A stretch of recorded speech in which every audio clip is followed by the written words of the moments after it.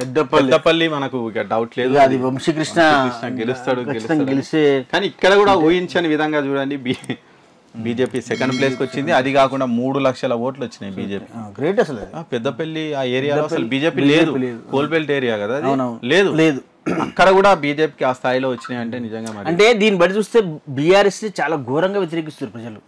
ఈసారి అసలు బీఆర్ఎస్ అనేది ఉండొద్దు అన్నట్టుగా జనాలు అట్లా భావిస్తున్నారు ఏమో అనిపిస్తుంది. మరి నిజంగా 0 సీట్స్ ఏంది? ఇప్పుడు లాస్ట్ టైం చూసినాం మనము, కాంగ్రెస్ పార్టీ గడ్డు పరిస్థితిలో ఉండే, అయినప్పటికీ 3 సీట్లు వచ్చినాయి. బీజేపీకి అప్పుడు ఇంత గాలి కూడా లేకుండే 4 సీట్లు సంపాదించుకున్నాయి. బీఆర్ఎస్ సెకండ్ టైం గెలిచి అద్భుతంగా 9 అదే 9 వచ్చి వీళ్ళకి వచ్చినాయి. అంటే కనీసం ప్రతిపక్షాలు ఒక సగమన్నా గెలుచుకోగలిగింది. కానీ ఇలా ప్రతిపక్షం అనేది లేకుండా పోయింది, 0 సీట్స్. ఇక ఈ దెబ్బకు అసలు మరి బీఆర్ఎస్ లో ఉన్న ఎమ్మెల్యేలు ఉంటారా పోతారా చూడాలి. ఒకప్పుడే సారు కారు 16, ఇప్పుడు సారు కారు పరారు అన్నట్టు అయిపోయింది. పరారు అయిపోయినట్టే ఇక.